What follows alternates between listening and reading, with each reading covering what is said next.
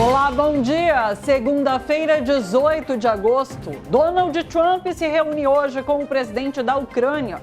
O encontro acontece após conversas entre Trump e o líder russo, Vladimir Putin. A expectativa é para negociações pela paz na região. Em um novo vídeo, Eduardo Bolsonaro diz dar um último recado ao Brasil antes que o presidente dos Estados Unidos decida usar instrumentos de pressão. Já os irmãos Carlos e Flávio Bolsonaro detonam governadores da extrema-direita e ameaçam intervenção no processo eleitoral do ano próximo aqui no Brasil. Lula manda recado a Trump, faz um convite, diz que espera uma visita de Trump ao Palácio da Alvorada.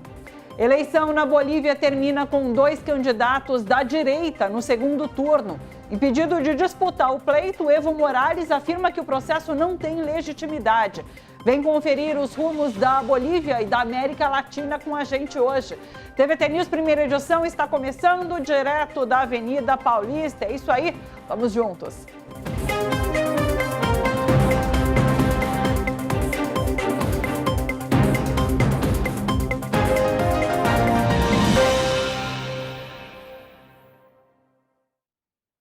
O presidente dos Estados Unidos, Donald Trump, recebe esta tarde o presidente da Ucrânia, Volodymyr Zelensky, e líderes de 5 países da Europa para negociar o fim da guerra com a Rússia. Esse encontro acontece após Trump e Vladimir Putin, o presidente russo, terem se encontrado na última sexta-feira. Trump abraçou exigências de Putin e disse que a guerra só acaba se elas forem aceitas. São 2 principais: desistir da Crimeia e não se juntar à OTAN, a aliança militar do Ocidente.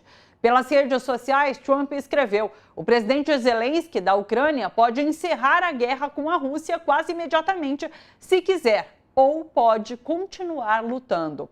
Participam dessa reunião, junto a Zelensky, os líderes do Reino Unido, Alemanha, França, Itália, Finlândia, União Europeia e OTAN. Depois do constrangimento na primeira reunião em fevereiro com Trump, Zelensky leva agora essa caravana de peso da Europa. Mas não vai escapar de ficar sós com o presidente americano não, viu?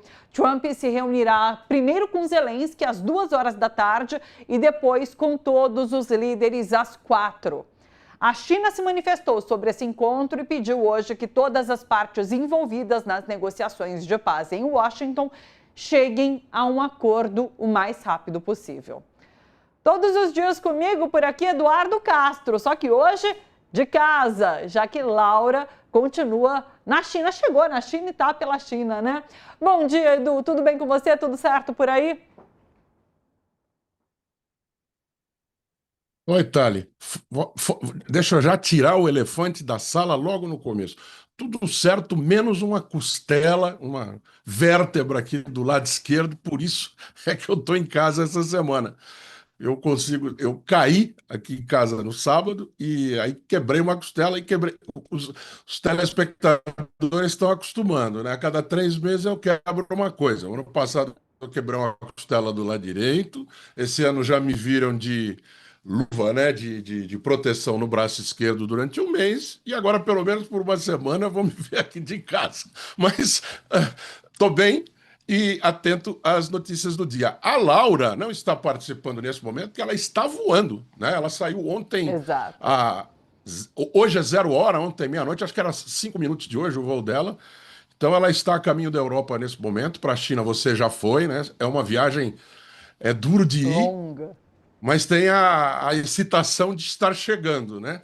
Agora a volta é que é muito complicado, porque vem com o sol, dependendo do horário que você sai da China, do teu lado o tempo inteiro, né?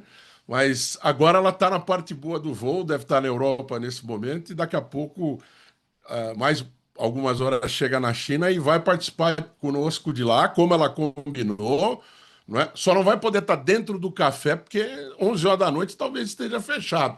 Mas vai tomar café conosco lá da China, café brasileiro. Mas vejam só, eu sou abandonada pelos meus 2 companheiros na mesma semana, né? Edu, que quebra essa costela, e a Laura, que está Ai. indo em viagem para a China. Mas ok, tocamos dessa maneira, não é um problema, a Du vai estar Esse é comigo aqui. o lado bom, Thali. A gente vai reavivar como foi o começo do. Foi. A gente Foi vai dessa reavivar como maneira foi o online. começo do primeira edição, né? Exato. Exato. Vamos nessa então. Notícias do dia. A expectativa é grande para essa reunião entre Trump, Zelensky e líderes europeus. Sabe que eu li alguma coisa, uma análise, Edu, que diz o seguinte: ainda há uma discordância em relação a como Trump se portou nessa reunião com o Putin. Se ele foi envergonhado, se ele foi submetido a um constrangimento, se ele recuou, mas há uma unanimidade em relação a Putin, que ele saiu como grande vitorioso desse encontro que teve com Trump. Agora é esperar para o que Trump negocia com Zelensky, não? O único que diz que ganhou a conversa é o próprio Trump, porque a gente sabe, ele nunca perde. Ele é sempre. Tem até um vídeo que roda de vez em quando, né? A gente acaba cruzando com ele nas nossas timelines, que é o Trump dizendo que ninguém sabe mais do que ele do que determinado assunto, ninguém sabe mais de economia que eu, ninguém sabe mais de golfe do que eu. Os trechos assim das entrevistas que ele deu ou dos discursos que ele apresentou se autoelogiando. Então ele acha, na verdade ele diz que, né? Não sei nem se acha, que ele foi o vencedor e que ele, inclusive, merece o Nobel da Paz, como a gente viu na semana passada. Tenho dúvida se, inclusive, não é o principal motivador dele, né? Uma motivação pessoal, para além do que seria na geopolítica internacional e na estabilidade da paz e da economia, aquilo que ele vai fazer, ou que ele já fez e que agora o Zelensky tenta fazer na Europa. Estou vendo aqui, eu abri o Financial Times e estão dizendo a principal manchete, né? Zelensky e os líderes europeus prontos para pressionar Trump pela Ucrânia, porque é interessante a gente notar que não se falou, ou pelo menos do que saiu da reunião, é de que não se cogitou nenhuma espécie de cessar-fogo. A reunião de sexta-feira no Alasca, né? Trump e Putin. Por que não um cessar-fogo? Por que a Rússia não quer cessar-fogo? Só aceita a paz completa? Porque um cessar-fogo seria um tempo a mais para que essa reunião de hoje da cúpula da OTAN, né, dos líderes europeus, pudesse mandar mais dinheiro, mandar mais armas e trazer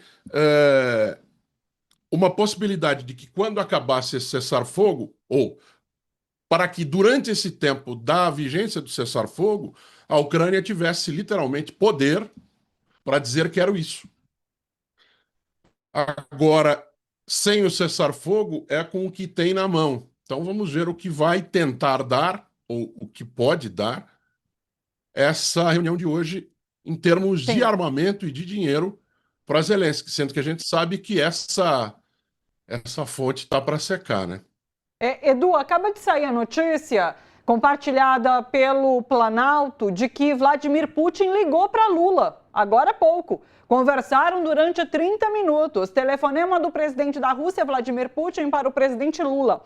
Na conversa de cerca de 30 minutos, Putin compartilhou informações sobre a reunião com o presidente Donald Trump dos Estados Unidos no Alasca, em 15 de agosto, nesta sexta-feira, que avaliou como positiva. Vou ler aqui o textinho, é bem pequeno, esse textinho compartilhado, então, pelo Palácio do Planalto.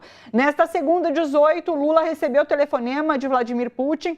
Na ligação de cerca de 30 minutos, Putin compartilhou informações sobre essa reunião com Trump nos Estados Unidos, no Alasca, em 15 de agosto, que avaliou como positiva. Repetindo o que estava lá em cima, né? Após abordar os diversos temas discutidos com o presidente Trump, Putin reconheceu o envolvimento do Brasil com o Grupo de Amigos da Paz, iniciativa conjunta com a China. O presidente Lula agradeceu o telefonema e reafirmou o apoio do Brasil a todos os esforços que conduzam a uma solução pacífica para o conflito entre Rússia e Ucrânia. Desejou também sucesso às continuadas negociações.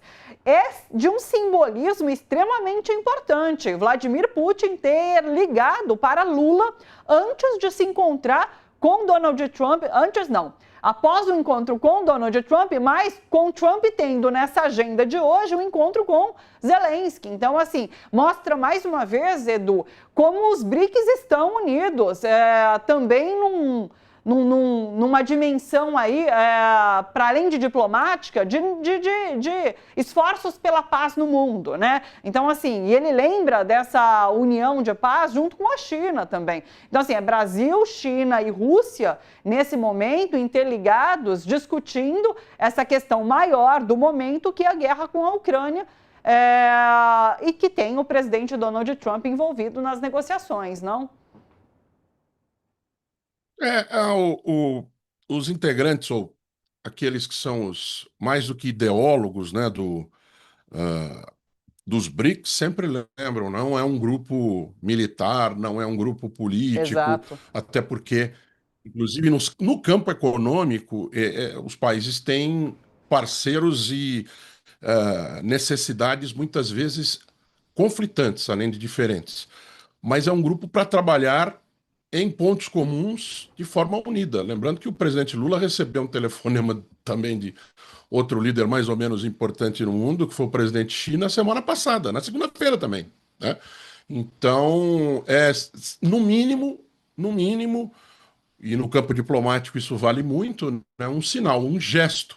E eu estou vendo aqui nessa reportagem do Financial Times dizendo que ontem à noite o presidente Trump tentou botar mais pressão em cima do Zelensky, dizendo que dá para terminar essa guerra quase que imediatamente se o Zelensky quiser. É um, é um dia de expectativa, sem dúvida, para aquilo que vai acontecer na Europa ou a partir dela, Tali.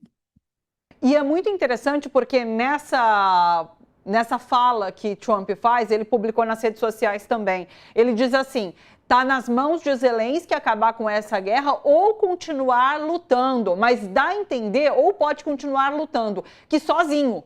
Tá vendo? É assim, ou você pode continuar lutando, mas não conte com os Estados Unidos para essa batalha que você vai continuar travando com a Rússia. Me dá esse entendimento, sabe? Porque a gente sabe que os Estados Unidos dão um aporte gigantesco de dinheiro para a Ucrânia, com armas, enfim, para que essa guerra continue acontecendo, para que Zelensky tenha alguma força para continuar nessa luta, inclusive. Se não fossem os Estados Unidos, talvez Zelensky não estivesse ainda nesse combate com a Rússia. Então, quando ele diz isso, ou aceita ou vai continuar lutando, mas sozinho, entre parênteses, é isso. A gente vai deixar de te apoiar nesse momento. Deixa eu chamar para essa conversa também o jornalista Fernando Brito, hoje com a gente. Brito, bom dia. Tudo bem por aí? Como você está? Bom dia, Thalita. Na expectativa, como todo mundo, de que consiga haver uma solução para esse conflito que se arrasta já há mais de 3 anos, né? E concordando com a análise que se faz de que Trump colocou diante de Zelensky a posição de ceder ou ceder. Não há mais possibilidades de uma alternativa a essa entrega do território, na verdade, essa devolução de um território que sempre, essencialmente, foi um território de população russófila, né? O chamado Donbass era uma área de ocupação, né, da cultura russa, onde se falava russo, onde os moradores eram imigrantes do território russo que foram para lá com o início da exploração do carvão, no meados do século passado, e que agora, tudo indica, vão voltar a ser território da Rússia. Eu acho que é uma lição para quem acha que miar diante de Donald Trump provoca algum tipo de ganho, algum tipo de resultado.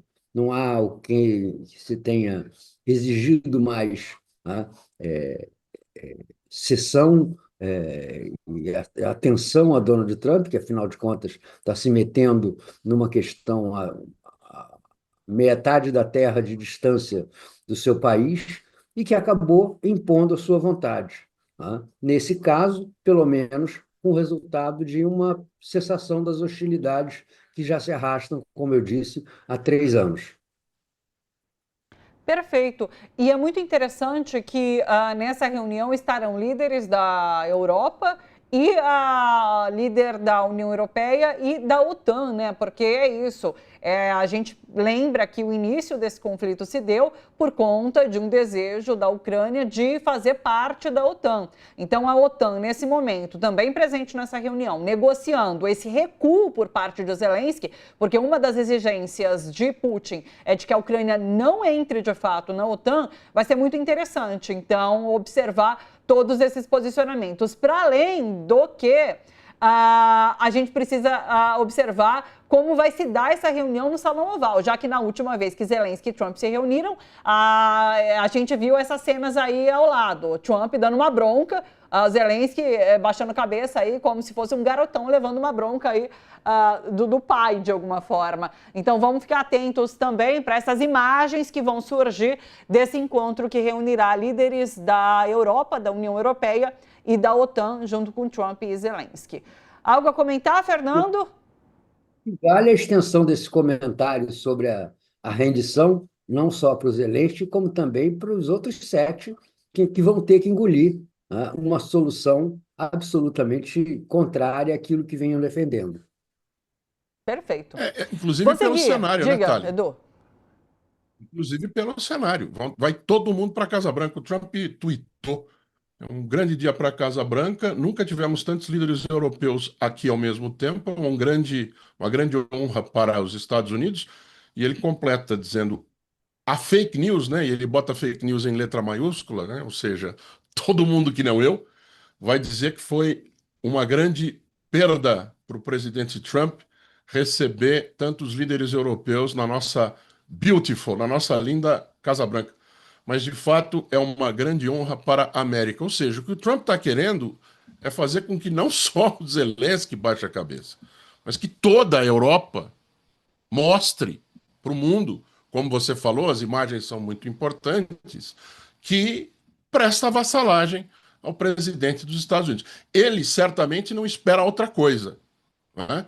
E vamos ver como é que vão se comportar, muito embora a gente já tenha uma boa ideia diante daquilo que vimos antes, né? Tanto a OTAN quanto a União Europeia, sim, tem, neste momento pelo menos, tanto por motivos econômicos quanto por motivos militares, que prestar vassalagem, porque a construção atual da OTAN deixa muito das necessidades práticas, né? Estão falando de militares, estão falando de armas, na mão dos americanos, e o mercado europeu também é muito dependente dos Estados Unidos, vide o gesto anterior que foi, na Europa, a Ursula von der Leyen e o primeiro-ministro britânico irem até o Trump num campo de golfe, e não o Trump se abalar, descer a Londres e a Bruxelas, né?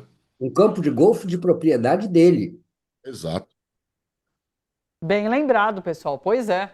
Bom, vamos lá. A reunião acontece hoje à tarde e muito provavelmente essas imagens vão circular rapidamente para que a gente possa analisá-las. Bom, o governo Lula envia hoje uma resposta oficial à investigação comercial aberta pelo governo Donald Trump contra o Brasil. Os Estados Unidos acusam o país de práticas comerciais desleais em áreas que vão do sistema de pagamentos PIX à pirataria, incluindo menção direta à região da Rua 25 de Março, em São Paulo. A investigação cita questões envolvendo tarifas de importação, etanol, corrupção, desmatamento.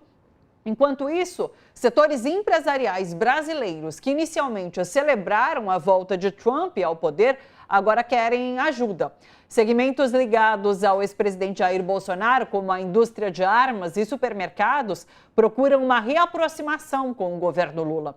Diante de prejuízos milionários e da ameaça de perder mercados importantes, representantes desses setores têm buscado integrantes da atual gestão, como o vice-presidente Geraldo Alckmin. A Confederação da Agricultura e Pecuária, por exemplo, projeta perdas superiores a 30 bilhões de reais nas exportações para o mercado americano. Então é isso, são os efeitos dessa guerra tarifária ainda repercutindo e tendem a continuar repercutindo, mas com a mudança de avaliação bastante interessante de alguns setores diretamente afetados. A gente tem percebido isso por conta também do programa que foi lançado pelo governo de auxílio às empresas que são diretamente afetadas, né, por esse tarifaço. É isso, a mudança de rota, correção de rota aí de alguns dos grandes representantes dos setores produtivos aqui do Brasil. Quero te ouvir, Edu. Edu travou? Acho que sim. Ou A tá com um gente delay muito já grande, mas viu na agora semana sim o Edu. passada. Ok, a gente já viu na semana passada que a resposta econômica, por assim dizer, interna, foi bem recebida por todo mundo, menos por mim, né? Porque eu gostaria de algo mais voltado para os trabalhadores e as trabalhadoras e não tão voltado para a manutenção das empresas no sentido de elas terem um conforto, inclusive de 2 meses de imposto, para se restabelecer ou restabelecer caminhos para suprir aquilo que se perdeu. A gente já tem, por exemplo, o café conseguindo cerca de 50% daquilo que perdeu, redirecionado para outros mercados. Claro que isso não acontece agora, isso vai acontecer ao longo do tempo, e algum tempo haverá perdas. Eu queria que fosse mais certeza para os trabalhadores do que para os empresários. Mas, enfim. E tem um outro ponto também que eu achei interessante, eu advogava isso também, que é retirar dinheiro. Ó, vamos gastar, então vai sair do arcabouço fiscal. Porque daí, ainda que a gente não tenha certeza de que esse dinheiro vai para outras necessidades, porque depende da arrecadação, a gente sabe que isso não vai impedir, por causa do maldito teto de gastos, que a turma chama de arcabouço, mas é igualzinho, ou ainda que tecnicamente diferente, a ideia é exatamente a mesma da que foi criada pelo do mandato do presidente Temer. Então, eu esperava um pouco mais. Entretanto, foi bem recebido, ótimo, fantástico. E um ponto que eu também acho interessante é que não se mudou nada daquilo que era o cronograma, vou chamar de cronograma Brasil, né? A gente teve a manutenção de tudo aquilo que ia acontecer na Justiça, inclusive saindo com novas decisões, marcando até a data, para o dia 2 de setembro, para começar o julgamento. E também tivemos a manutenção dessa data do dia 18, que, vale lembrar, foi a primeira data colocada pelo Brasil para dar uma resposta. Não tinha uma data para o pacote de medidas internas, mas logo no começo o presidente Alckmin, vice-presidente Alckmin já disse, dia 18, aliás, quem disse isso foi o chanceler, dia 18 a gente vai lançar as contramedidas de foro tarifário e externo, por assim dizer, daquilo que nós fomos atacados. O presidente Lula já adiantou que não deve impor nenhuma tarifa recíproca nesse momento.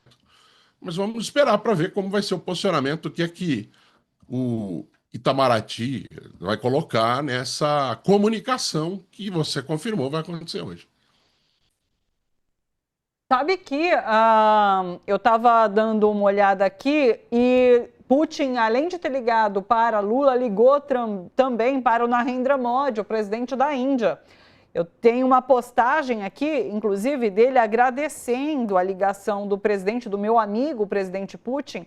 Eu acabei de mandar aqui, vamos ver se a gente consegue botar no ar. Ele diz: obrigada, meu amigo Putin, pela ligação e por compartilhar o que vocês discutiram na reunião recente com o presidente Trump no Alasca. A Índia tem sido... A Índia tem pedido pela paz, pela resolução da paz na Ucrânia e tem apostado... Oi? E tem apostado Isso, e tem apoiado suporte, os encaminhamentos nessa direção. Espero continuar a troca nos dias que estão por vir. Então é isso. Veja só, Putin ligou para os membros dos BRICS. Ele falou, então, com o presidente da Índia, com o presidente brasileiro, e vamos esperar para ver se ele conversou também com a China, mas ele citou a China nessa ligação que fez para o Brasil. Então é isso, são, mais uma vez, prova de como os BRICS estão unidos. Diga, Fernando. É prova também, Thalita, de que a história que ainda era grande esperança da turma bolsonarista aí, que o Brasil fosse sancionado com tarifas extras pela compra de diesel e fertilizantes da Rússia, né, vai por água abaixo, porque Índia e Brasil seriam os alvos dessa história que se criou, né, a respeito de um possível agravamento das sanções em função das suas relações comerciais com a Rússia. Então, nesse caso também, além dos líderes europeus, né, os líderes do Dudu devem estar fuzilando com essa perspectiva de que o Trump e o Putin acertem, né, as suas relações e firmem um acordo de paz em relação à Ucrânia. Sim, perfeito, é isso. Olha só, dando sequência, o presidente Lula mandou um novo recado ao presidente Donald Trump nesse final de semana, durante o plantio de um pé de uva Vitória, que é uma variedade sem sementes desenvolvida pela Embrapa. Lula disse que não adianta Trump taxar essa fruta. Dá uma olhada. Aqui é um presidente que bota a mão na massa, pô. Aí. Veja, aqui eu estou plantando uma uva Vitória. É uma uva do Vale do São Francisco. Não adianta o presidente Trump taxar a nossa uva, porque, se for necessário, ela vai para a merenda escolar, sobretudo porque é uma uva sem semente. Então está aqui plantado e registrado o primeiro pé de uva Vitória no Palácio do Alvorada. Isso aqui não é fake news, nem inteligência artificial. Estou com a mão suja mesmo de terra. A uva brasileira, desenvolvida por uma empresa chamada Embrapa, que é uma das maiores empresas, sabe, tecnologia agrícola do mundo. Por isso, presidente Trump, eu queria aproveitar esse sábado que eu estou plantando o pé de uva Vitória aqui no Palácio da Alvorada, um lugar que eu espero que um dia você possa visitar, a gente possa um dia conversar, para que você possa conhecer o Brasil verdadeiro. O Brasil do povo que gosta de samba, que gosta de carnaval, que gosta de futebol, que gosta dos Estados Unidos, que gosta da China, que gosta da Rússia, que gosta do Uruguai, que gosta da Venezuela. Nós gostamos de todo mundo. Agora, isso aqui é um exemplo. Eu estou plantando comida e não plantando violência e plantando ódio. Eu espero que um dia a gente possa conversar, presidente Trump, para o senhor aprender a qualidade do povo brasileiro. Fernando, queria te ouvir em relação a como você vê as respostas que Lula tem dado a Trump e ao tarifaço. A gente vinha conversando, né, eu, o Edu e a Laura na última semana, sobre esse Lula Velho Testamento, que encontrou aí, de fato, um viés muito interessante nos seus discursos. E voltou a ser aquele cara que fala sempre uma coisa interessante, que realmente dá respostas muito rápidas e inteligentes a esses inimigos que atacam o Brasil nesse momento. Como que você tem visto essa postura de Lula? Como a de alguém que só se ajoelha para plantar a vitória, né? Essa, essa, essa metáfora do presidente Lula ajoelhado plantando uma muda de uva genuinamente brasileira, né? Tem também esse lado irônico. Eu acho, Thalita, que sempre a reação, né, na política, a nossa reação é sempre aquém do que a gente de fato deseja, com mais pureza e honestidade. Não é à toa que eu vejo, por exemplo, o Edu aí inconformado, né, com essa ajuda ao empresariado, ao setor exportador. É claro, né, no fundo, se a gente pegasse uma sociedade ideal, uma equação ideal, paciência, vocês ganharam muito enquanto ganharam, agora ganhem menos, vendam produto para os brasileiros a preço menor. É claro que a gente deseja isso, mas, né, é preciso assegurar que não se consome aquilo que se desejou ao implantar esse tarifaço em cima do Brasil, que é a desestabilização da nossa situação interna.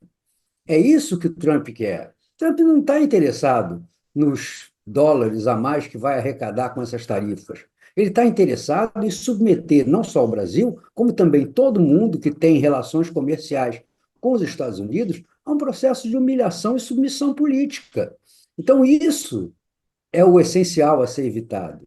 Né? E a gente sabe que, assim como existe no Brasil a quinta coluna que se manifesta é, pela boca de Eduardo Bolsonaro, sob a liderança desse caudilho do antipatriotismo que é Eduardo Bolsonaro, também em todo o mundo existem essas forças internas querendo desestabilizar governos que têm, mesmo eventualmente sendo de direita, que têm uma visão de afirmação dos interesses do seu próprio país, como é o caso da Índia.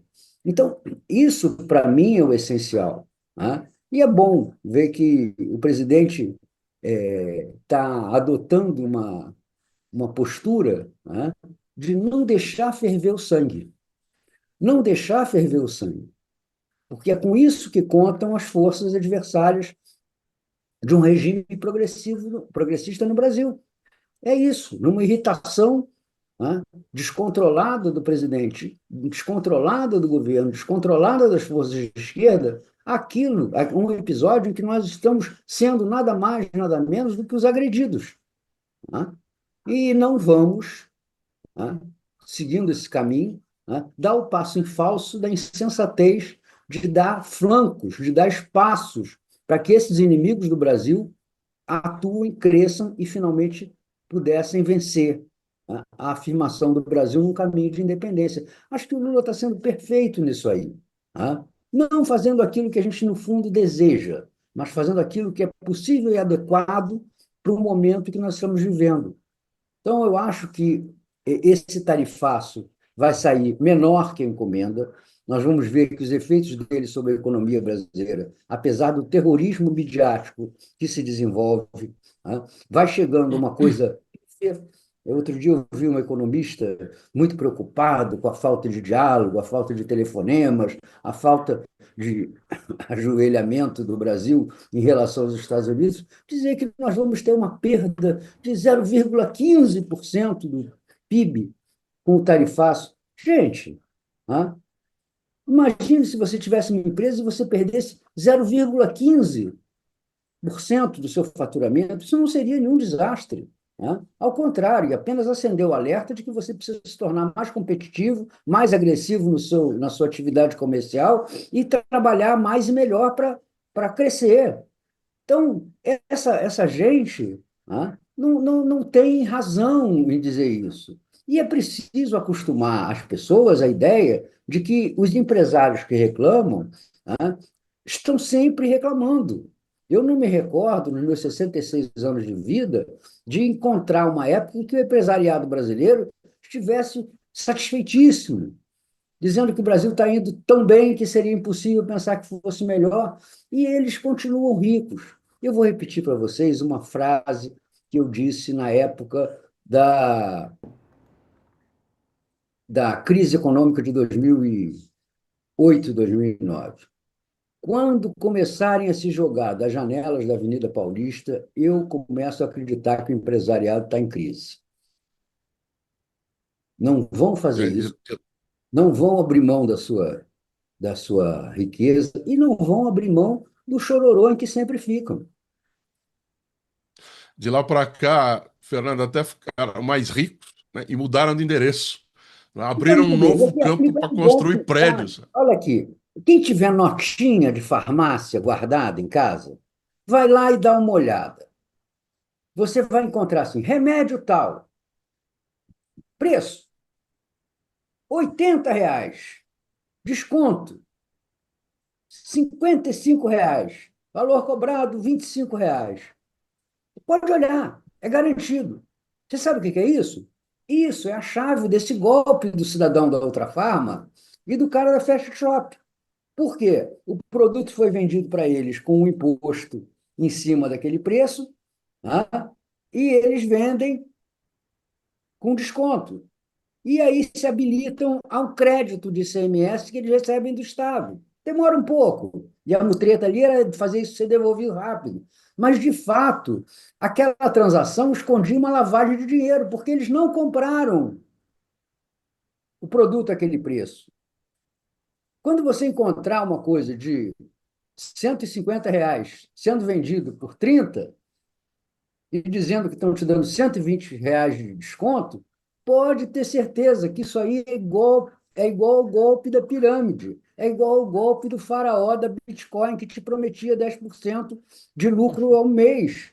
Entendeu? Isso é mutreta. Essa gente que prega a honestidade, a austeridade, a contenção, rouba que nem gente grande. E você sabe, Fernando, que eu estou em casa porque quebrei a costela, né? Eu contei isso no começo do programa e também fui quebrado na farmácia. Mesmo com esse monte de desconto que eles dizem que dão, eu paguei mais de R$ 200 só para parar de sentir dor, porque quando quebra a costela não tem o que fazer, tem que ficar mais quieto. Só para parar de sentir dor, eles me deixaram R$ 200, mais de R$ 200 mais pobre, me quebraram mais do que a costela. Doeu mais do que quando eu caí e quebrei a costela. Deixa A eu. sorte é que Thali, a sorte que costela, você se cura. Agora, doença exato, crônica, isso aí é um roubo exato. miserável. É um roubo Não, miserável. é Por crime exemplo, vou continuado. falar com os espectadores, certamente, infelizmente, tem muitos que têm problemas de colesterol, né? E tomam uma das estatinas, que são o remédio dado para esse mal, assim, vastatina, atorvastatina e outras estatinas, né? Que vivem em guerra no mercado farmacêutico. É só olhar lá na farmácia. Aliás, quem não tem. Você compra o remédio entre R$ 25 e R$ 80, dependendo da farmácia. Isso Nossa. não é uma variação de preço, isso é uma variação de roubo. E é roubo Não existe. continuado, né? Porque o remédio é de uso contínuo. E você todo mês vai pingar aquele dinheirinho lá, entendeu? Thali, E, posso diga. aproveitar essa relação Brasil e Estados Unidos para mostrar uma coisa que eu achei aqui em casa, que eu achei interessante? Antes de quebrar a costela no sábado, eu mexi nos armários. E eu tenho, jornalista tem hábito de guardar papel, né? E eu guardei esse, deixa eu tirar aqui eu guardei esse papel aqui, que eu comprei em algum lugar, em alguém que não tinha interesse nem por jornalismo, nem por História. história, jogou fora este Cruzeiro, essa revista O Cruzeiro, de 18 de setembro de 1969. Esse que está aqui na capa é o embaixador americano Elbrick, não é? E diz aqui as fotos e a história completa do sequestro do embaixador americano. Que Charles também foi uma Burke hora, um Elbrick. momento em que. Desculpa, Fernando. Charles Burke Elbrick. Exatamente, ele aqui. E para além do registro histórico, né, que também é a relação Estados Unidos-Brasil, só que a pressão estava do outro lado, e eles atenderam direitinho o que foi solicitado, tanto que teve aquele Hércules que foi para os Estados Unidos mexicanos, não é? E quando foi lançado aquele filme, eu trabalhava com o ministro Franklin Martins, então foi interessantíssimo assistir a reação dele a respeito do filme. Eu achei uma outra coisa que também é interessante a gente colocar nesse momento, dentro da revista. Ó, é um anúncio publicitário. Leiam aqui, por gentileza. Ó. Vou tentar dar foco melhor. Civis e militares unidos farão o Brasil grande. A Confederação Nacional da Indústria e o Cruzeiro saúdam os militares e os civis unidos na defesa da pátria, ou seja, uma defesa da ditadura militar nesse momento em que ela era pressionada. E mais uma coisa que eu também, nesse assunto, eu acho interessante, nesse anúncio, é hoje o silêncio sepulcral e muito eloquente dos milicos. Né? Sempre tão ávidos em defender a pátria, em se mostrar absolutamente defensores das cores e do patriotismo brasileiro, tiveram oportunidade para falar no final da semana passada, que foi uma daquelas cerimônias de entrega de espada para os novos generais tal. O Tarcísio foi lá, uma cerimônia que é histórica para os milicos, só que costumam ir só parentes. Ele, sob a alegação de que também é formando da, das agulhas negras, foi lá. Ou seja, os caras. O Zuco também foi esse deputado, mas o irmão dele é um dos generais, então tem essa desculpa também. Os caras continuam juntos contra o Brasil. Contra. Os militares e a direita continuam sem ter a menor vergonha de mostrar que estão juntos contra o Brasil. O silêncio dos militares é eloquente, mas quando se permite que numa cerimônia dessa, inclusive estava lá o Vilas Boas também, o general que tanto fala, quando esses caras se permitem serem vistos em uma cerimônia pública juntos, para mim estão mandando um recado mais eloquente, evidentemente, do que esse silêncio que essa milicada faz nesse momento em que o Brasil é severamente, talvez, o maior ataque a qual o Brasil já passou, porque ataque externo. A última guerra que esses caras se meteram foi na Guerra do Paraguai, fora a participação da FEB na Segunda Guerra. E eles estão do lado dos inimigos. Eles estão juntos e demonstrando que estão do lado de lá. Como a Laura costuma dizer, né, o silêncio que grita nesse momento, de fato, é o dos militares. E lembrando que 7 de setembro está aí. Daqui a pouco no jornal a gente conversa com a Ivone Silva sobre a grande manifestação que está sendo preparada pelos movimentos sociais e sindicais para o 7 de setembro, com esse mote da retomada do afago à soberania nacional, de fato, né? Então é isso, ele vai ser muito marcado pela questão, pela defesa da soberania nacional. E aí, como ficam os militares nesse momento? O que eles preparam para o 7 de setembro? Vai ser curioso observar. Fernando? Olha, eu acho que tem que tomar, nesse caso aí, as chamadas medidas administrativas. Entendeu?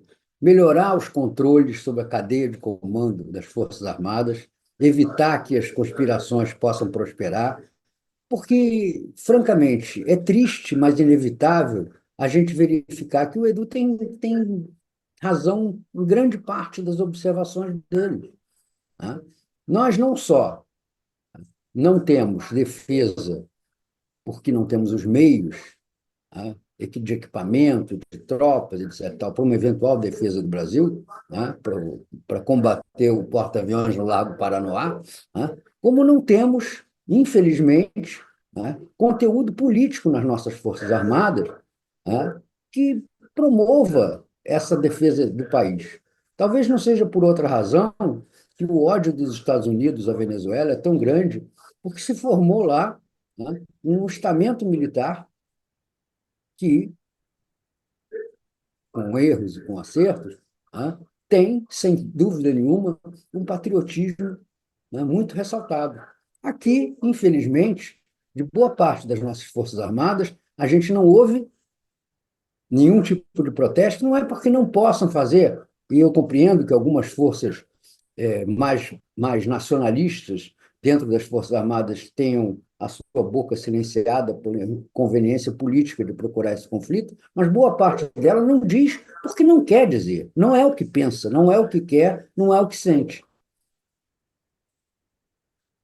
Perfeito.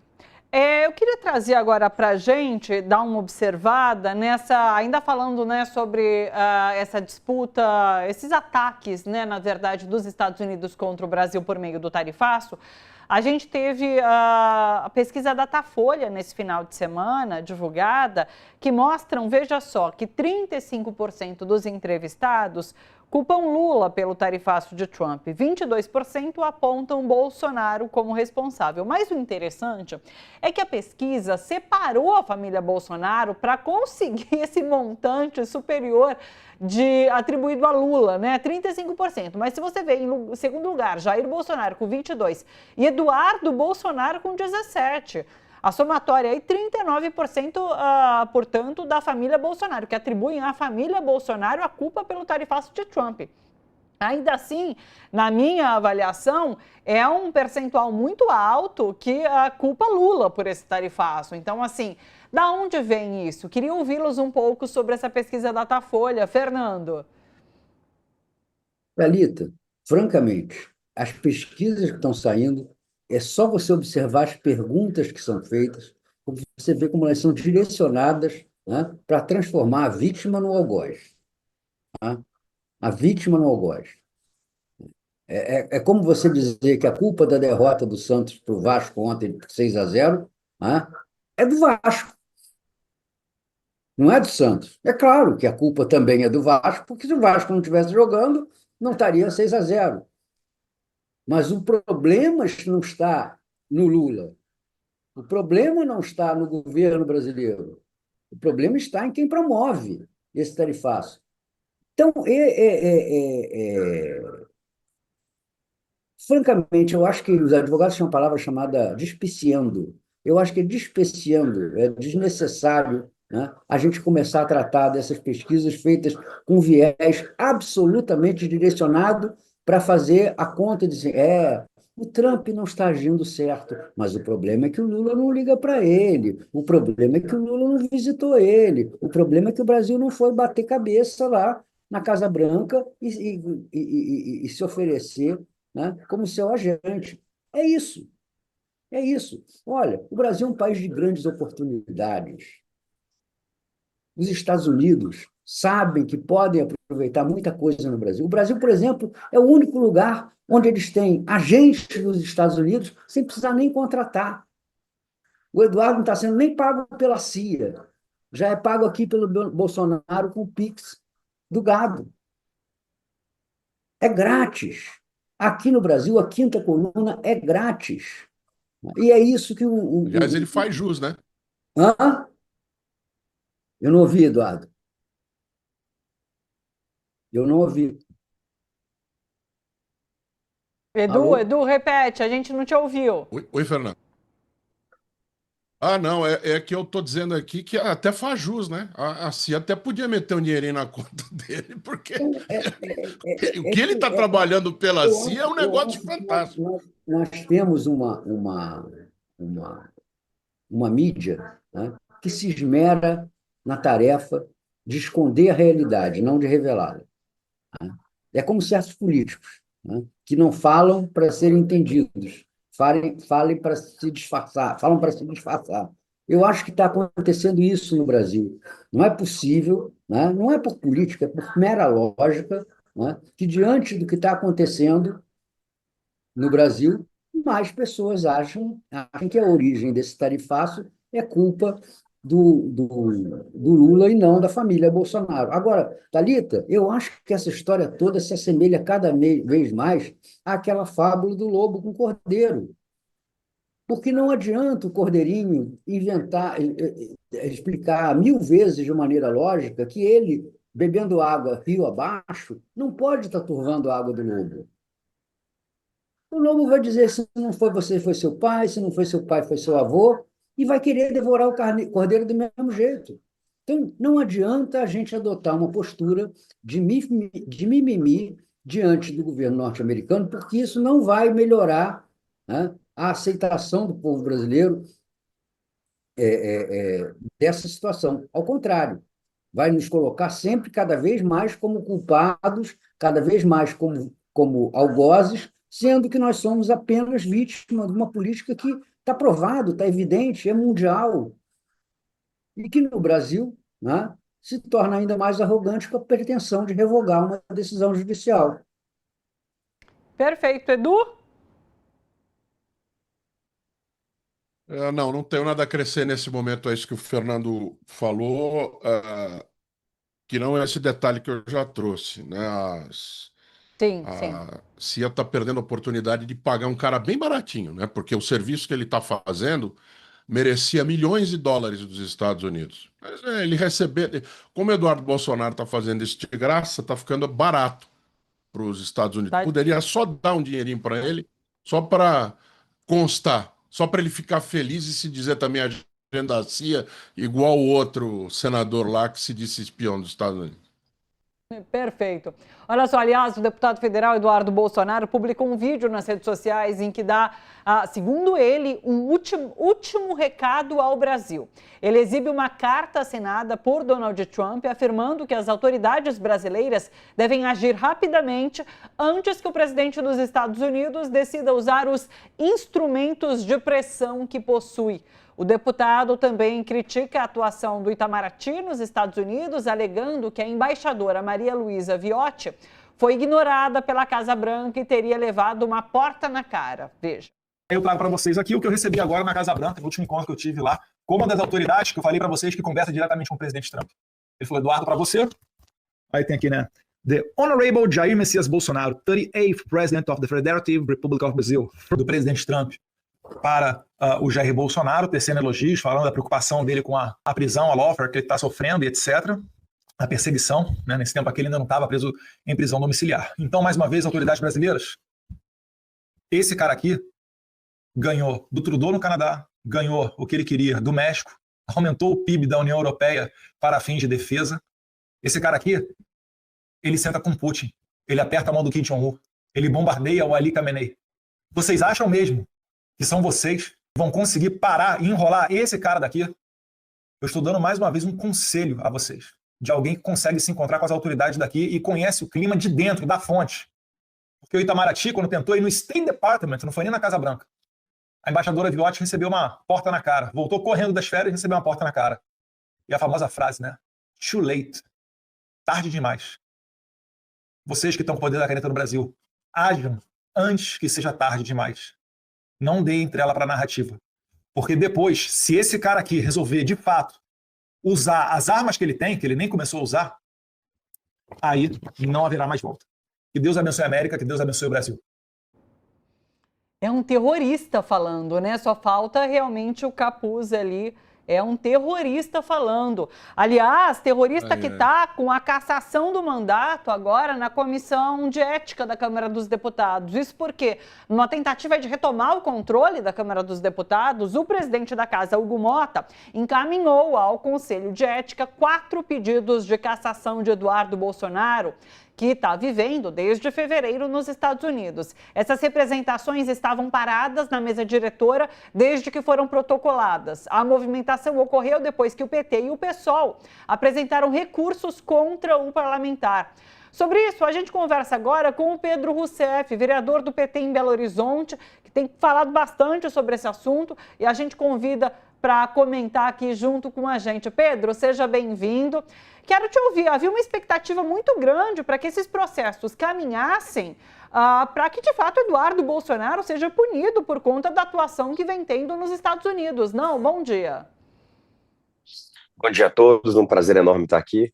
Olha, eu quero falar o seguinte, que eu, inclusive, estou aqui em Brasília agora, e a gente teve uma boa decisão na semana passada que o presidente da casa, Hugo Mota, já está destinando, acho que são 9 pedidos da cassação do Eduardo, agora para serem votados, né? Então, a gente já está vendo que todos os nossos esforços, a pressão midiática está funcionando, porque, gente, vamos ser bastante honestos, para além do Eduardo ser um bandido, terrorista, um cara de pau, que já deveria estar sendo preso na jaula por conta do que ele anda fazendo contra o próprio país, vamos pensar do ponto de vista muito frio.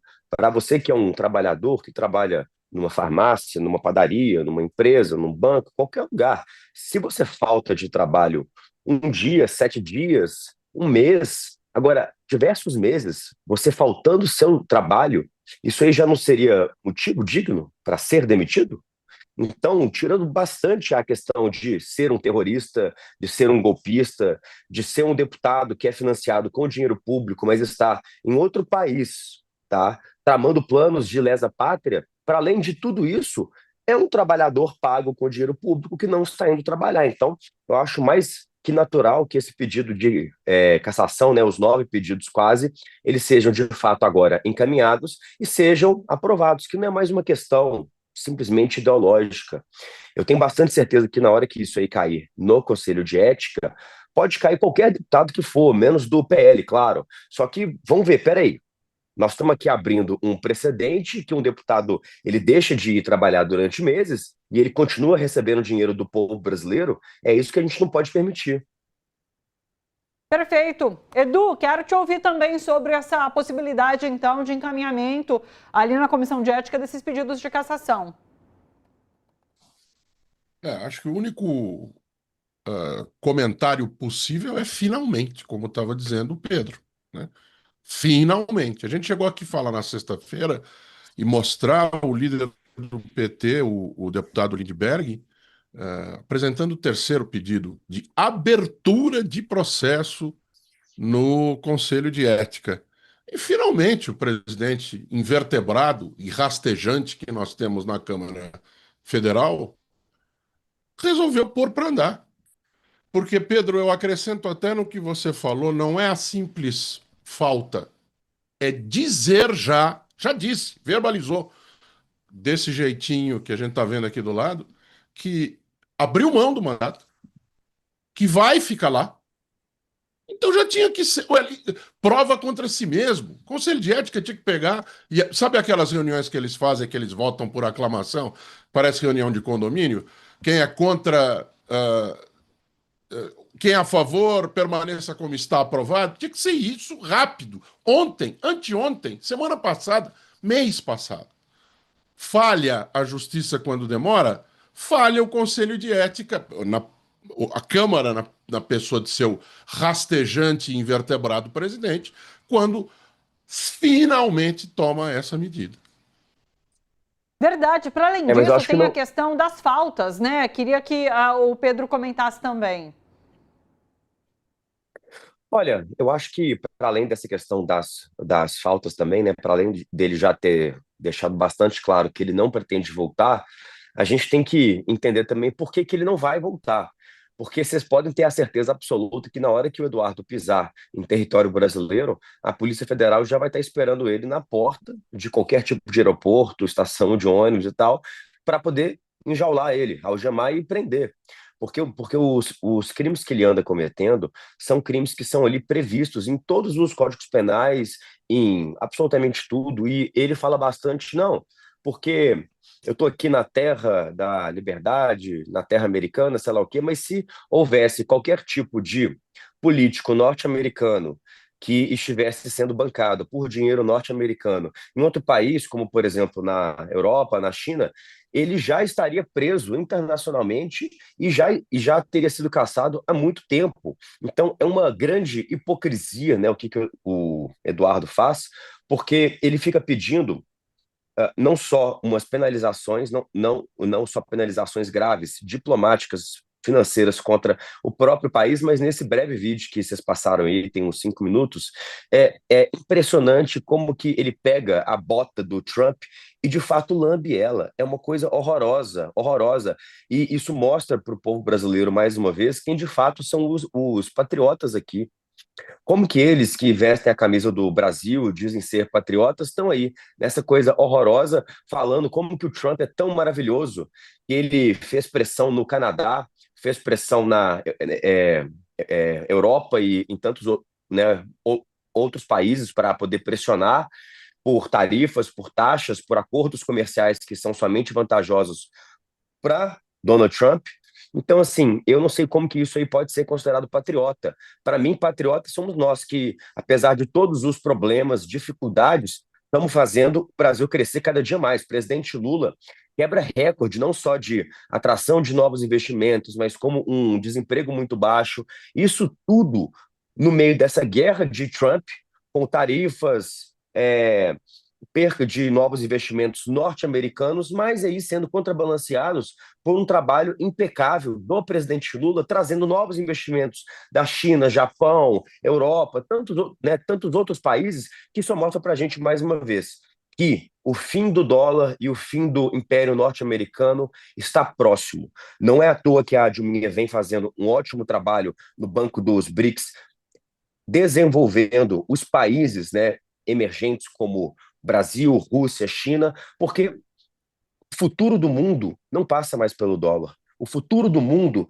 passa pelos países em desenvolvimento, que hoje já representam um PIB maior que o norte-americano.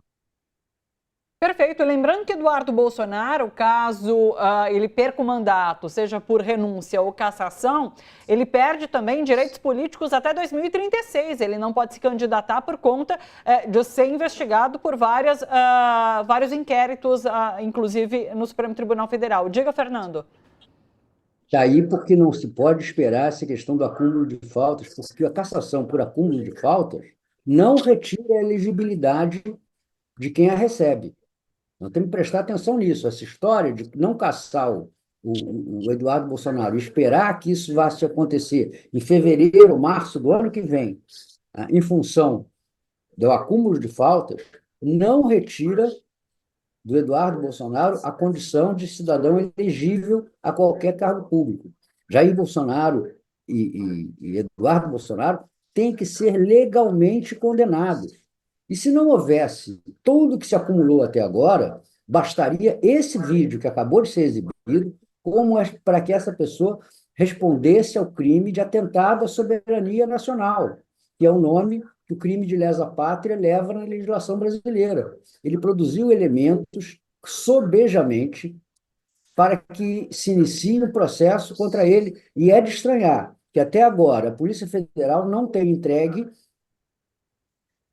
o pedido de indiciamento de Eduardo Bolsonaro por crime de lesão aos interesses nacionais, configurado no Código Penal como crime de atentado à soberania nacional. É preciso que isso fique claro, né? Eduardo Bolsonaro, né, está recebendo tratamento de espírito de corpo, não só dentro da Câmara dos Deputados, onde ele não é cassado, apesar de tudo que está fazendo, como também, talvez, dentro da Polícia Federal, como funcionário da PF que ele é, licenciado. Aliás, o que ele mais é licenciado. Perfeito. Deixa eu trazer alguns ingredientes a mais para a gente discutir esse cenário político que envolvem também Eduardo Bolsonaro. Carlos Bolsonaro, que é investigado por comandar o gabinete do ódio ali na gestão de Jair Bolsonaro, irmão de Eduardo, atacou os governadores de direita que pretendem ser candidatos a presidente em 2026. Em uma publicação nas redes sociais, o vereador afirmou que os governadores de direita democráticos estariam agindo como ratos e sendo oportunistas.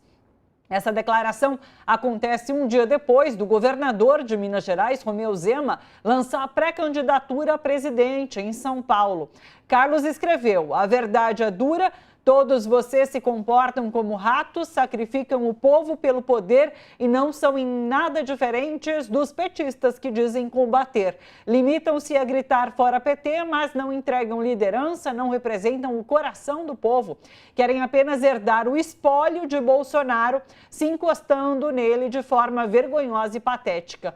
Além de Romeu Zema, os governadores de direita de São Paulo, Tarcísio de Freitas, de Goiás, Ronaldo Caiado, e do Paraná, Ratinho Júnior, são cotados para disputar a presidência. E também de olho em 2026, o senador Flávio Bolsonaro disse que o Brasil tem o trágico e previsível destino de os Estados Unidos não reconhecerem as próximas eleições se Jair Bolsonaro não participar dessa disputa. A declaração aconteceu em cerimônia de entrega de viaturas para a PM do Rio de Janeiro, ao lado do governador do estado, Cláudio Castro.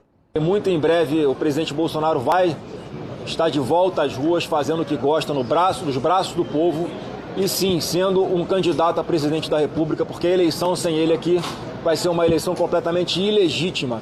E é outra coisa que o governo Lula e o Alexandre de Moraes têm que levar em consideração, porque se as eleições de 2026 ocorrerem sem o presidente Bolsonaro, nós temos sim um previsível e trágico destino de a eleição aqui não ser sequer reconhecida pelos Estados Unidos. Veja só, então são ameaças de todos os lados.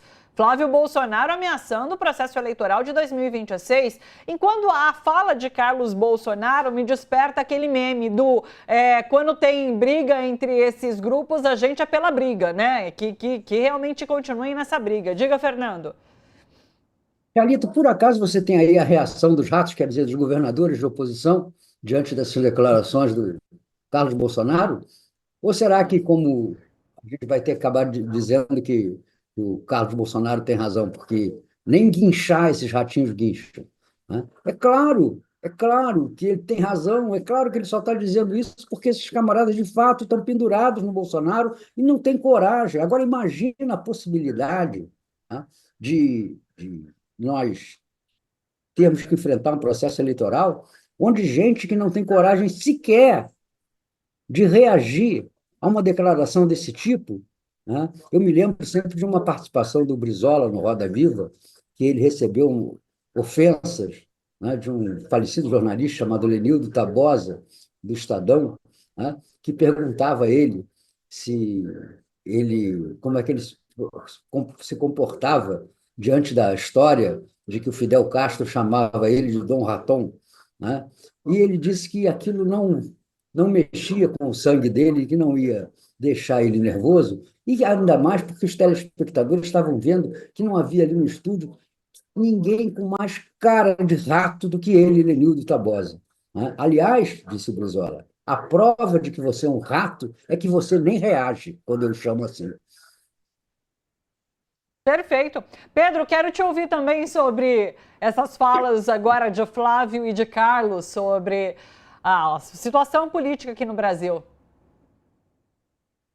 Olha, foi um caso extremamente ridículo, né? O Zema fez o grande lançamento dele de campanha presidencial nessa semana agora e foi realmente trágico, porque pelas redes sociais tinham exatas 198 pessoas acompanhando no Brasil inteiro.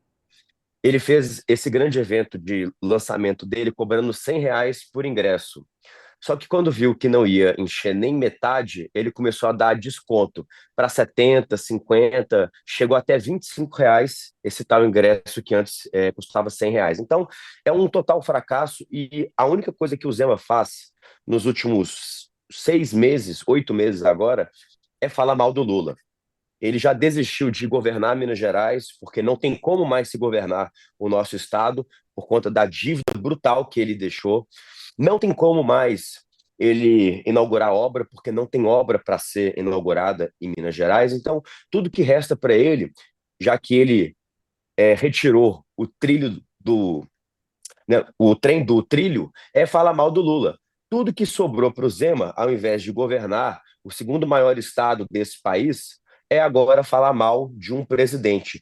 Tudo que sobrou é isso. Então, quando o Flávio e o Carluxo, né, colocam dessa forma que Zema, entre tantos outros governadores de direita, eles estão lá para poder sugar o Jair, é verdade. Está todo mundo esperando para, né, o Jair ser preso, assim como nós também, graças a Deus, só para eles poderem tentar tomar o lugar de fala dessa liderança de direita, de extrema-direita, etc. Então, é só isso que sobrou para o Zema, falar mal do Lula e, nesse momento, esperar para que, de fato, o Bolsonaro seja preso, né, mas, de fato, preso enjaulado, numa papuda, numa penitenciária, para depois ele tentar tomar o que restou desse bolsonarismo. Né? Mas isso aí podem ter 3, 4, 5, 6 candidatos que no ano que vem não tem jeito. Pode ser até o próprio Jair Bolsonaro, que é Lula de novo. Edu, quero te ouvir também sobre. Eu acho que a interpretação possível é um contraponto a o lançamento de mais uma candidatura a presidente, como disse o Pedro, que foi a do Zema. Foi esse sucesso todo que ele descreveu, mas foi o lançamento de uma candidatura. A gente já teve o lançamento da candidatura também do Caiado e outros dois pretendentes ou, né, assistentes disso aí, que são o governador do Paraná, o Ratinho, veja você, falando dos ratos, e também tem o governador de São Paulo. Para mim foi o lançamento da candidatura de Flávio Bolsonaro, tanto que hoje parece que hoje tem pesquisa saindo pela primeira vez com o nome dele. Né? A gente já viu uma pesquisa com o nome de Eduardo Bolsonaro, o que é uma bobagem, evidentemente, porque todo mundo sabe que ele não vem para o Brasil nunca mais. E temos agora a grande cabeça da família lançando o irmão como candidato a presidente. Então, tá posto aqui, acho que, pelo menos por enquanto, porque esses caras mudam de ideia muito também, que não será Michele, né? E não será nenhum governador de São Paulo, nenhum governador de São Paulo, Paraná, Goiás ou então Minas Gerais, que vão receber o apoio da família Metralha para candidatura a presidente. Eu leio dessa forma. Claro que o quadro é o de momento, mas vindo do. Agora, eu li essa semana ou no fim de semana, que o Carlos já desistiu de Santa Catarina, agora vai tentar ser candidato por Roraima, né? Que Roraima tem 13 cidades, então é um estado com pequena população.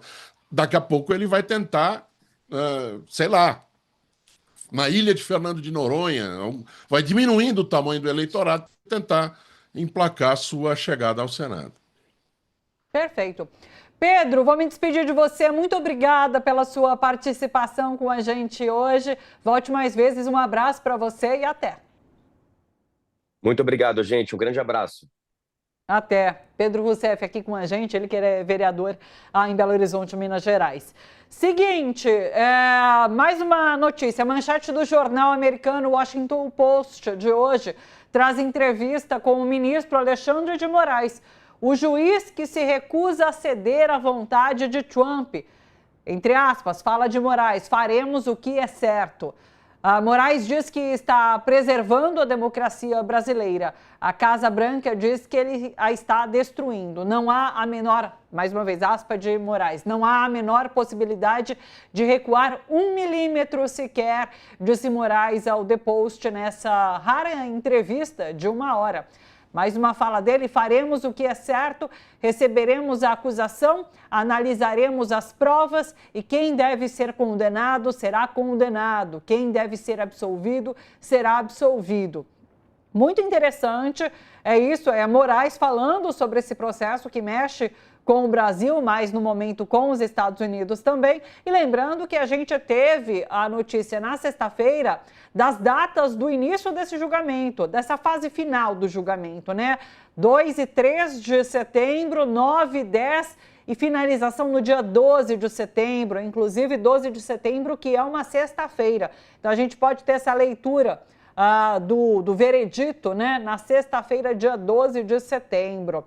Quero ouvi-lo sobre, então, o posicionamento de Alexandre de Moraes e essa expectativa pelo encerramento desse julgamento no STF. Edu? Primeiro que o jornal disse que é uma rara entrevista, e é mais do que isso, né? A primeira entrevista que ele dá, salvo um lapso muito grande da minha memória aqui, em anos. Nisso, Alexandre de Moraes ele é diferente dos outros ministros do Supremo, né? Ele não dá entrevistas, ele participa de eventos, né? O que, perto de outras Supremas Cortes do mundo, é falar demais. Mas entrevista, diz que foi uma entrevista de 1 hora, o jornal diz aqui, tomando café em seus aposentos repletos de Edu, livros. sabe que eu lembrei? Oi. A revista New Yorker deu um perfil dele agora em abril de 25, que é também assim recente, tem algumas falas dele. Então assim, mas realmente continua sendo uma entrevista rara de Alexandre de Moraes. Eu não me lembro se ali foi entrevista ou se usaram falas dele, mas enfim, raríssimo, né? E ele diz assim que o texto diz que o Marco Aurélio Melo, né, que a gente sabe que era um jurista fraco, diz que está triste com a deterioração do Supremo e que a história é implacável, ela acerta as contas depois. Ao que respondeu Alexandre de Moraes, ao ouvir do repórter essa afirmação. O Brasil foi infectado pela doença da autocracia e a minha função é aplicar a vacina. Digo que não há como recuarmos naquilo que precisamos fazer, e digo isso com total tranquilidade. De fato, em se tratando, inclusive, de uma rara entrevista, é uma frase que não deixa dúvidas, e inclusive a partir daquela matéria da semana passada, de que ele estava isolado, e daí o Gilmar Mendes, o decano, vem e fala, não, não está não. Acho que é mais uma prova, ou pelo menos um bater na mesa de que isso não é verdade, ou que mesmo que seja verdade, ele não vai se deter. Perfeito. Sabe que o Paulo Paiva comentou aqui com a gente no YouTube? Ele falou: o dia da prisão de Bolsonaro tem que virar feriado, dia da defesa da democracia. Ô Fernando, quero te ouvir também sobre essa reta final do julgamento de Bolsonaro e réus por golpe de Estado.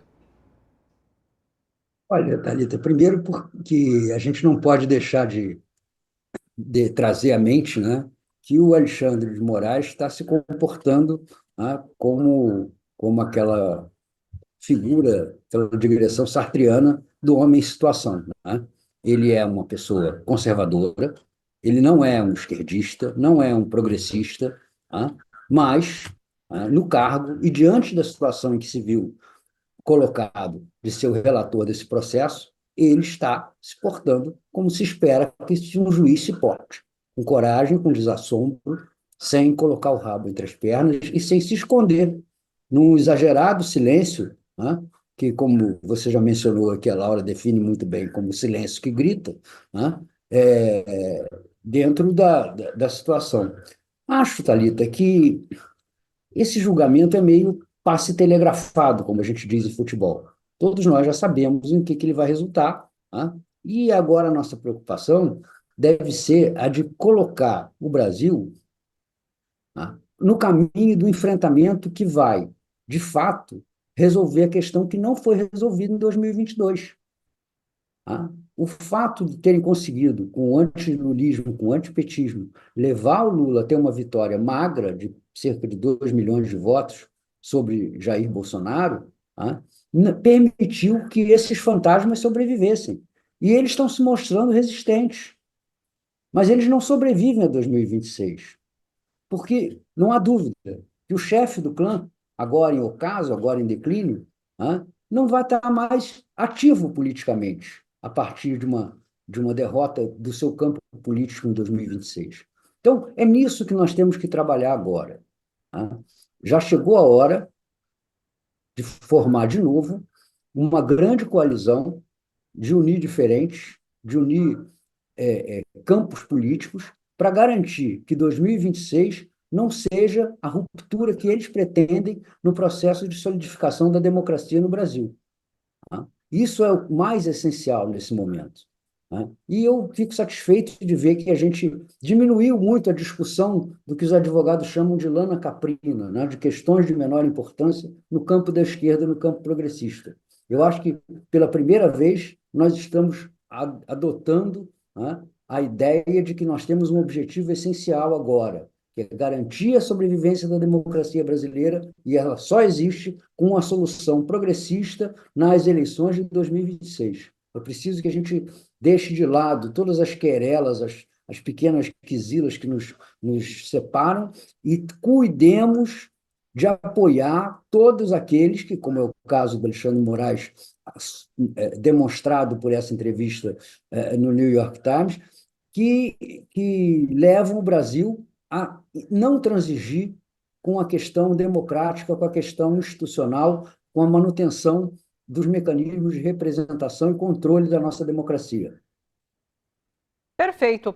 É o seguinte, daqui a pouquinho a gente vai falar sobre processo eleitoral na Bolívia. Eu só quero trazer uma última notícia, porque eu já conversei com o Edu sobre isso na semana passada, mas eu queria ouvir o Fernando antes de me despedir dele. O Ministério Público de São Paulo investiga mais 5 auditores fiscais que estariam envolvidos naquele esquema de corrupção que beneficiava as varejistas Ultrafarma e a Fast Shop. Ao menos outras 4 empresas podem estar envolvidas também. É a Oxo, né? Rede 28 Postos de Combustíveis e a Allmix Distribuidora, todas elas citadas nesse processo. Na sexta-feira, a Justiça determinou a libertação do dono da Ultrafarma, Sidney Oliveira, e de Mário Otávio Gomes, que é diretor do grupo Fast Shop, sob condição de usarem tornozeleira eletrônica e pagarem a fiança de 25 milhões de reais. Os auditores fiscais Arthur Gomes da Silva Neto e Marcelo de Almeida Gouveia tiveram prisão temporária prorrogada. Eles são alvo da operação do Ministério Público que investiga esse esquema de corrupção envolvendo auditores fiscais tributários da Secretaria da Fazenda do governo de Tarcísio de Freitas. O esquema investigado pela Operação Ícaro, segundo o MP, tinha como cérebro o auditor fiscal estadual Arthur Gomes da Silva Neto, que atuava facilitando e fraudando o processo de ressarcimento de créditos tributários. Em troca, ele recebia propinas milionárias que ultrapassam 1 bilhão, isso desde 2021. Fernando, você citou brevemente esse esquema, né, no começo da sua fala, mas eu queria te ouvir sobre tudo isso, porque a gente tem ficado bastante surpresos pela figura de Tarcísio de Freitas não ser citada quando se trata desse esquema, muito por parte da grande mídia nessa cobertura que faz. Teve matéria no Fantástico agora, uma matéria até que longa falando sobre isso, e o nome de Tarcísio não aparece, o que é bastante impressionante. Queria te ouvir sobre isso. A gente não pode imaginar que um golpe deste tamanho né, com essa duração, possa ter acontecido, né, por responsabilidade de um único exclusivo fiscal. É absurdo isso. É absurdo. Né? Qualquer pessoa que mergulhar no mecanismo de compensação tributária vai ver que aí há uma fonte de sangria dos cofres públicos brasileiros imensa. E quando um governador assume, mesmo que ele não tenha ligações com os esquemas anteriores, né, ele manda verificar o que está acontecendo nessa área fazendária. Eu não digo que o Tarcísio tenha responsabilidade direta, não posso ser irresponsável fazer essa afirmação, mas que a coisa não está em um único fiscal da Secretaria de Fazenda de São Paulo, isso certamente não está. Isso certamente não está. Os processos dentro da secretaria necessariamente passam pela mão de muitos funcionários. E essa história de que ele fazia tudo, né, do requerimento até a liberação dos recursos, sem passar por mais ninguém, essa história é inacreditável. Essa história é inacreditável. Não pode isso estar acontecendo. Né? Então, o Tarcísio, em vez de dar uma martelada nervosa, histérica, como está dando aí na imagem da privatização, está convocado, né, a prestar esclarecimentos, no mínimo, sobre uma grande devassa que tem que ser feita na Secretaria de Fazenda de São Paulo. No mínimo. Mas ele está sendo poupado, né? E a culpa, né, de certa maneira, é nossa. Porque, vejam, quando fizeram isso lá no INSS, desviando dinheiro dos aposentados, né, o combate político ao governo Lula, na mesma hora, saltou para o ringue e iniciou esse combate. E nós estamos deixando a coisa na base do problema interno administrativo lá do desvio de comportamento de um fiscal. Né? Esse esquema é um esquema muito conhecido, esse esquema é um esquema que está evidente, que larga provas a dar com pau ao longo de tudo que está acontecendo e que não envolve apenas 3 ou 4 empresas, Thalita. Porque assim como esse fiscal fazia, vários outros podem fazer e vários outros podem estar sob comando de interesses que não são revelados. Você citou algumas empresas aí, né? Há outros grupos que já foram comentados na mídia também. A rede de papelarias e varejo Calunga é uma delas, e existem outras empresas que estão fazendo esse tipo de transação. Então, esse processo, né, que finalmente vai ser extinto com a reforma tributária, que é você se creditar do imposto pago anteriormente na sua cadeia de fornecimento para ser ressarcido pelos cofres públicos, ele tem que ser mais bem investigado, porque a porta pela qual esse dinheiro saiu, né, não é a única. Não é a única. Em cada operação dessas de devolução de imposto, existe o caminho da fraude francamente aberto. E não há possibilidade de quem está inteirado, acompanhando e com poder de mando sobre os mecanismos fazendários, não ter percebido isso, ou melhor, né, mesmo com isso evidenciado agora, não esteja anunciando providências, porque isso tem que ser verificado. Então, agora nós estamos confiando na honradez de cada fiscal para garantir a saúde da arrecadação pública. Agora é esse o nosso mecanismo de controle, a garantia sou eu. É esse a garantia do sistema tributário brasileiro? Perfeito, Fernando, é isso. Isso. Edu, quer complementar? Diga. É só que estamos esperando o tubo, né? Colocado assim atrás, aquele tubo com o dinheiro jorrando, né? Igual se fazia em outras, vamos colocar assim, em outras circunstâncias. Vamos esperar pelo tubo de dinheiro. E como disse o Fernando, não é antes até dele ser chamado a se posicionar, deveria ter vindo a público, chamado uma entrevista coletiva e dizendo assim: estou demitindo o secretário de Fazenda porque é um absurdo que ele não soubesse, né? Ele sabe, mas a postura política de marketing e do governador deveria ser essa, em defesa dele mesmo. Só que não faz, e eu tenho, e me dá, ao não fazer, me dá o direito de suspeitar, de ter uma ideia de uma hipótese de porquê. Eduardo, eu tô procurando na mídia, para ver se encontro uma entrevista que eu acho essencial para esclarecer esse assunto, que é a entrevista com o Felipe Salto. Felipe Salto, que foi presidente da Instituição Fiscal Independente do Senado Federal, que foi secretário de Fazenda de São Paulo, e que, por todas as informações que eu tenho, é um homem honrado, capaz, para que ele explique como é que funciona esse mecanismo. Porque não basta dizer que foi desviado R$1 bilhão. O importante é a gente saber como R$1 bilhão foi desviado.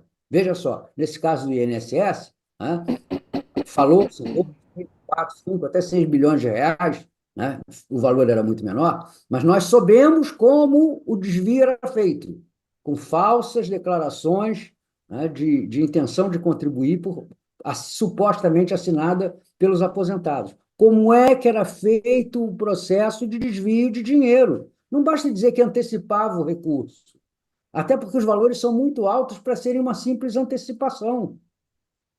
R$1 bilhão de reais, se você calcular que fosse uma comissão aí de 10%, para a gente ficar no perfil clássico, né, do Messier Ledy Persan, que se falava na ditadura sobre o Delfim Neto, né, são 10 bilhões de reais só num caso. Como é que se desvia tudo isso? Qual é o mecanismo? Onde é que está o nosso buraco tributário? Onde é que está a mídia que cansa de gritar, né, contra a carga tributária, contra não aguento mais imposto, contra o excesso de arrecadação, para pesquisar, verificar, denunciar e eliminar uma tributação que, na verdade, se faz em favor dos bolsos privados? E eu estou aqui verificando, Fernando, secretário, pelo LinkedIn do Felipe Salto, secretário de Fazenda e Planejamento do Estado de São Paulo, entre abril de 22 e janeiro de 23. Essa conversa começou em 2021. Então, como você diz, tudo que a gente sabe do Felipe, eu entrevistei algumas vezes também, é de que se trata de um homem honrado. Então, passou por baixo das pernas dele. Ele também precisa vir a público para dar explicações de como que um esquema desse tamanho passa por baixo das pernas de um secretário de Fazenda, que é o chefe do departamento. Tem muita gente que precisa dar explicação, a começar pelo governador. Aliás, o secretário de Fazenda, que é o Kinoshita, né, Samuel Kinoshita, era uma pessoa muito próxima de Paulo Guedes, né? A Laura lembrou disso aqui na semana passada. A gente conversou com o Rodrigo, que participou aqui com a gente na sexta, e ele falou sobre esse modus operandi de uma extrema-direita, porque no Rio de Janeiro e em Minas Gerais, no Rio, principalmente, aconteceu algo muito semelhante que acabou por quebrar ali as contas públicas do Estado. Então, a gente falou também sobre esse modus operandi que acaba se repetindo nesses governos de extrema-direita e que tem essa política econômica. É isso. Fernando, muito obrigada pela sua disponibilidade com a gente aqui hoje. Viu? Um beijo enorme, boa semana para você por aí, até a próxima. Obrigado, um beijo. Beijo, Fernando, até. Edu continua aqui comigo.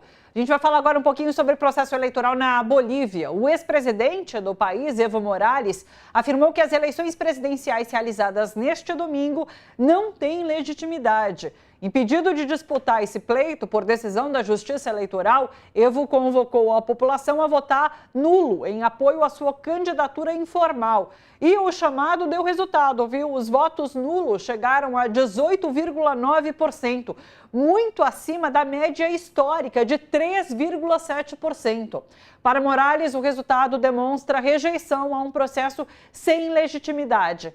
Oficialmente, porém, o segundo turno será disputado entre o senador Rodrigo Paz Pereira, do Partido Democrata Cristão, que liderou a votação com 32,08%, e o ex-presidente Jorge Tuto Quiroga, da Aliança Livre, que obteve 26,94%. Em discurso, Paz convocou seus apoiadores a lutar por uma vitória retumbante Queiroga comemorou o avanço e parabenizou o adversário. Pela primeira vez em 2 décadas, o Movimento ao Socialismo, que é o MAS, partido do atual presidente Luiz Arce, ficará fora do segundo turno, marcado para 19 de outubro. Sobre esse cenário, a gente conversa agora com José Vitor Ferro, conectado já com a gente. Ferro é mestre em estudos latino-americanos pelas universidades de Salamanca, Estocolmo e Sorbonne. Seja super bem-vindo, Vitor. Um prazer te receber. Qual a sua avaliação sobre esse processo e esse resultado eleitoral? Porque chama realmente muita atenção essa questão do voto nulo chamado pelo Evo Morales. Bom dia. Olá, Thalita, muito bom dia a todos, aos nossos telespectadores, ao Edu, que também está aí presente na bancada. Olha, realmente é um resultado, eu acho que assim, 2 surpresas, né? A primeira delas é, evidentemente, a chegada do Rodrigo Paz na segunda, no balotage, né, no segundo turno, que era um resultado que, na verdade, não havia sido captado pelas pesquisas, né? As pesquisas estavam dando ali de 3 a 4% por Rodrigo Paz, que também vem de uma família tradicional da política boliviana. E eu acho que, assim, o segundo resultado, que para mim também é uma surpresa, não é, pela direção do resultado, mas sim pela amplitude desse resultado, é evidentemente esses quase 20% de votos nulos que foram recomendados pelo evismo, né, pelo setor do MAS, né, encabeçado pelo ex-presidente Evo Morales. Foram mais de 1 milhão de votos em branco, né, votos nulos, no caso da Bolívia, superando a marca, ou a média histórica, né, que se tinha de, como você comentou, 3%, né, o que demonstra para mim justamente, né, como na Bolívia uma alternativa à esquerda só é possível se ela consegue captar esses votos do setor mais evista, né, do MAS, porque se a gente observa, a esquerda foi fragmentada para as eleições bolivianas, né? A gente teve o Andrônico Rodrigues pela esquerda, que é um ex-ministro do terceiro mandato do governo Evo, que recebeu 8% dos votos, que foi o candidato da esquerda mais votado. Mas o MAS, o partido do Evo Morales e do atual presidente Luiz Arce, também lançou o seu candidato, o Eduardo del Castillo, que recebeu uma quantia bastante inesperada ali dos votos, né? Assim, então, a esquerda foi fragmentada em 4 opções possíveis, né? O voto nulo do Evo, o Andrônico, o Eduardo del Castillo, né? E, bom, na verdade, 3 opções, né? Então, era muito difícil, na verdade, você ter um candidato da esquerda que fosse para o segundo turno, né? Com essa fragmentação. Perfeito, Edu. É um resultado eleitoral preocupante diante do que Estados Unidos da América estão fazendo com, entre aspas, o que eles chamam de seu quintal, né? O próprio secretário de Defesa usou essa expressão há quanto? 1 mês e meio, 2 meses atrás. E com um candidato de extrema direita e com um candidato de direita, é mais um vizinho nosso que cai na mão, sem dúvida nenhuma, de partidários dos interesses não nacionais, ou pelo menos, a princípio, dessa maneira. É uma pena que a esquerda não tenha tido esta visão, ainda que a fragmentação, para a gente que acompanha um pouquinho daquilo que está se passando nos países vizinhos, seja justificável pela história recente, né? Mas o mal maior deveria ter sido combatido como foi aqui no Brasil. É uma união em termos de frente para buscar um resultado que era brecar um outro lado que vinha unido em torno de um nome só, o nome do Bolsonaro, e lá, ainda que não fosse um nome só, poderia acontecer esse tipo de ação, repito, ainda que a gente entenda quais as justificativas e os motivos que levaram os candidatos de esquerda concorrerem sozinhos. Eu vejo com preocupação internamente os retrocessos possíveis. Começar da bandeira do país, né? Hoje em dia a Bolívia tem duas bandeiras, né? Que é a bandeira mesmo, né? O objeto de, para algumas pessoas, culto, inclusive, que é a bandeira dos povos indígenas. É uma possibilidade real de que isso é um símbolo poderosíssimo, né? E daí para outras medidas, porque nós temos governos, bem ou mal, alinhados, ao menos ideologicamente, há bastante tempo na Bolívia. E a gente tem a nossa própria vivência e tem a vivência de outros países, como nesse momento a Argentina. Construir é dificílimo, destruir é coisa de meses. Então, temo Sim. pelo cenário que a Bolívia vai enfrentar agora, Tânia. Ô Vitor, me chamou a atenção você ter citado a pesquisa eleitoral, porque pelo que eu li, realmente as pesquisas assim erraram enormemente. Então é um fator para a gente ficar atento nesse processo eleitoral, inclusive aqui no Brasil também, já que a gente falou sobre pesquisa mais cedo aqui no programa. E eu queria te ouvir em relação aos rumos da Bolívia, como o Edu chama a atenção. Quais os riscos, o que se pode esperar com um governo de direita ou de extrema direita por lá, muitas vezes realmente alinhado aos Estados Unidos. Queria te ouvir sobre as perspectivas.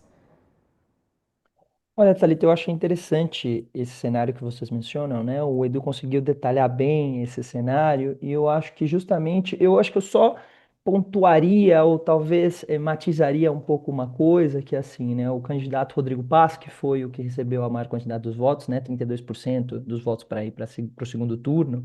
Ele é um candidato que se propõe como do centro, né? Ele se propõe como um candidato centrista, antimacista, etc. E o Jorge Quiroga, esse sim é um candidato da direita mais dura, ou até mais dura no sentido ideológico, mas uma direita bastante tradicional na Bolívia, né? Ele chegou a ser presidente ali de 2001 a 2002, terminando o mandato do Hugo Banzer, ex-ditador durante uma das ditaduras militares da Bolívia, né? E ainda que a gente tenha, né, um candidato que se propõe a mais centrista e outro mais claramente localizado à direita, em termos de projeto político, eles representam uma alternativa bastante similar e eu diria até bastante anacrônica no atual cenário geopolítico internacional, né? Os dois têm toda essa mentalidade de liberalização, abertura aos mercados e basicamente todo aquele conjunto de políticas que a gente conhece como consenso de Washington, né? A questão é, os dois propõem esse conjunto de políticas de desestatização e abertura comercial num mundo que não é mais o mundo dos anos 90. Né? Todo o cenário geopolítico está extremamente tensionado e ele tem uma grande pulsão soberanista, né? Sobretudo devido à política comercial muito agressiva dos Estados Unidos do governo Trump. Né? Então, são dois candidatos que se propõem a abrir as cadeias globais de valor, né? O que se convencionou chamar de cadeias globais de valor ou de globalização, num cenário onde essas cadeias cada vez mais se fecham, né? Justamente pelo contexto de destruição das instituições multilaterais e por essa política comercial extremamente agressiva, né? Eu diria até extorsionista dos Estados Unidos da América. Então, é interessante que ambos os candidatos, apesar da retórica e apesar de um estilo de campanha muito distinto, que eu acho que é interessante pontuar, como eu disse, né?